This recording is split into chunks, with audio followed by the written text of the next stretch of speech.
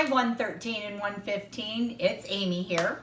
And yesterday we did a little baseball math game, and today I'm going to do our all about baseball reading with questions with you.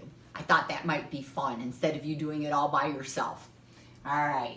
So moms and dads and grandmas and grandpas and sisters and brothers or anybody else that might be helping all of the wonderful students of 113 and 115.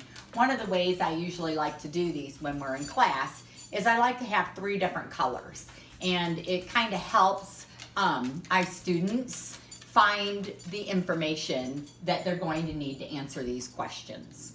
So let's get ready to read. Read for a purpose, so put your thinking cap on. We're not just reading just to read. We're going to read for information that we're going to use later.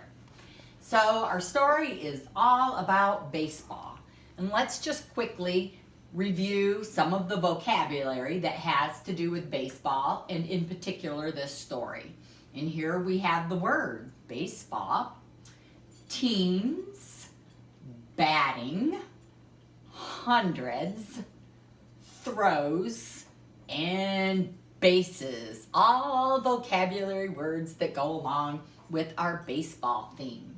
So our title is all about baseball. And I usually like to read the questions first before we read the rest of the story, so that our mind will be alert when we find the answers. And I like to color code my questions so that I can underline the answers within the story. So question number 1, I got a black marker here. I'm going to color that in black. And my question says, how many players are on a baseball team? All right, so let's remember that. Question number 1 is how many players are on a baseball team? Number 2, I'm going to use red. You can use whatever color you like. And what is the player called who throws the ball?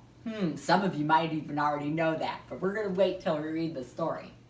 And question number 3, I happen to have a purple marker here. You can use crayon, pencil. At school we use whatever we like to write with best. Students always get a choice. And the last question is, how many bases are there? All right, so we are going to read the story next, and keep in mind that we're going to answer those questions. All right, our story is all about baseball. Baseball is a game played between 2 teams. Each team has 9 players. Oh, that sounds familiar. I'm going to remember that. The teams take turns batting and fielding. Baseball has been around for hundreds of years.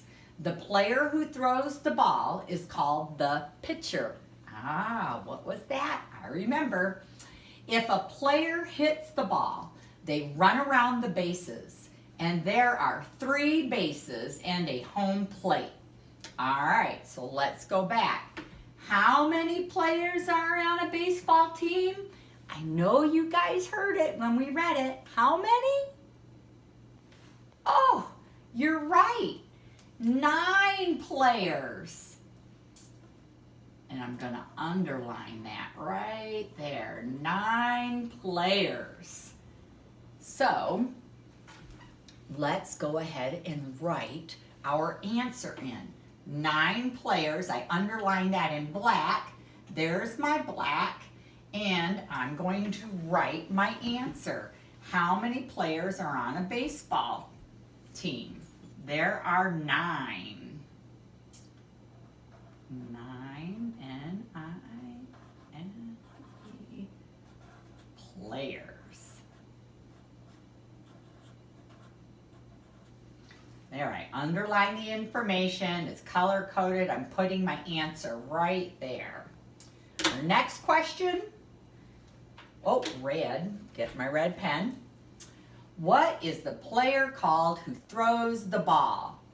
I remember, let's see this sentence. The player who throws the ball is called the pitcher. Very good. Yes, you're right. So we'll underline that, the pitcher, and we'll write our answer. The pitcher. So we did these with just short answers. And I'm going to do the last one using a complete sentence, because some of the students in 113 are learning how to write complete sentences. So you guys remember, when we start a sentence, we have to start with a capital letter, and our sentence has to end with punctuation. A lot of times it's a period, unless it's a question. So, how many bases are there? Let's see, if a player hits the ball, they run around the bases. There are 3 bases and a home plate. So, let's go ahead. We can make our complete sentence right here. There are 3 bases, and we can have a period at the end. Whoa, need to have that purple. I switched my marker. So, remember, our sentence has to start with a capital letter. There are, how many again? 3, yeah, you're right, 3 bases.